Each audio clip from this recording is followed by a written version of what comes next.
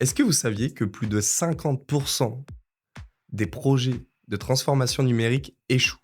D'après des études fournies par Gartner et McKinsey, on est même à 70% d'échecs.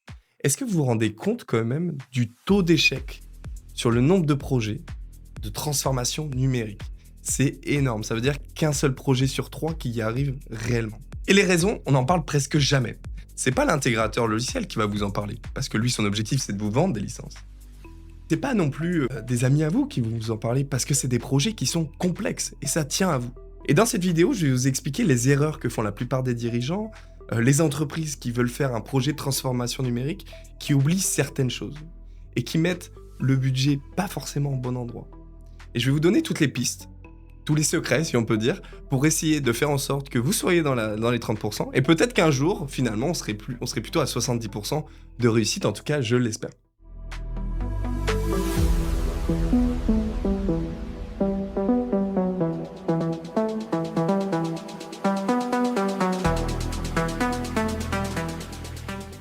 Erreur numéro 1.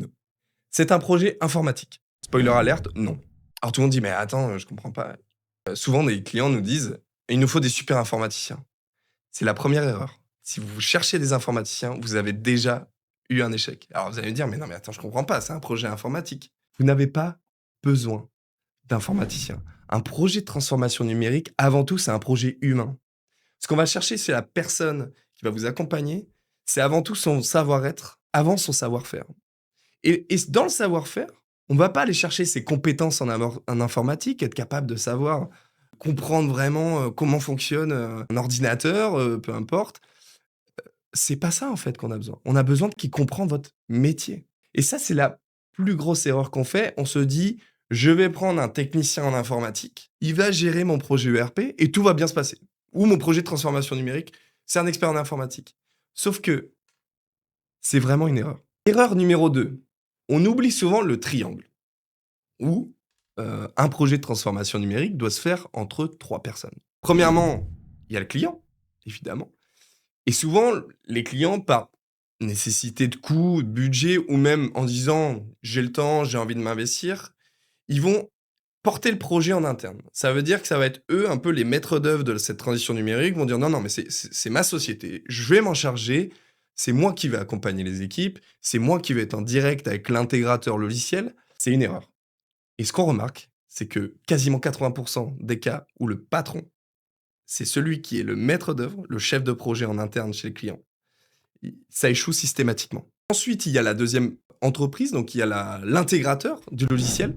Et là, c'est très important de faire le très bon choix. Ce qu'il faut capter, c'est évidemment, il faut un produit qui corresponde à vos besoins et à vos équipes. Quand l'intégrateur va vous présenter l'application, montrez-le à toutes vos équipes. N'hésitez pas à mettre toutes vos équipes dans la boucle. Souvent, les erreurs que je retrouve, c'est on va décider en trois quatre personnes et les autres vont s'adapter. Non, c'est la pire erreur à faire, c'est de ne pas consulter les équipes qui, tous les jours, font tourner votre société. C'est le plus important. Et deuxièmement, sur l'intégrateur, il faut qu'il comprenne votre métier. Que vous disiez pas: «Ah OK, c'est super, il est capable de me faire des tableaux de bord», mais est-ce qu'il a compris ce que vous faites?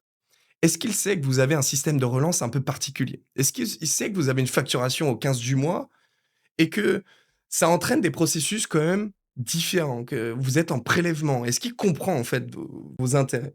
Et c'est ça le plus important. Alors souvent, on essaie de trouver des intégrateurs qui soient spécialisés dans votre métier, que vous soyez dans la production, que vous soyez dans l'énergie renouvelable. Nous, par exemple, on est spécialisé en énergie renouvelable. C'est super de pouvoir trouver un intégrateur spécialisé. Des fois, ce n'est pas possible, mais ce qui est important, c'est surtout qu'en face, vous ayez un consultant ou un chef de projet qui soit orienté métier, qui s'intéresse à votre métier avant de s'intéresser uniquement à son produit. La troisième personne qu'on oublie souvent, donc c'est pour ça qu'on parlait de triangle, c'est l'assistant maître d'œuvre. Un assistant maître d'ouvrage, c'est la personne qui va pouvoir coordonner entre le client et l'intégrateur.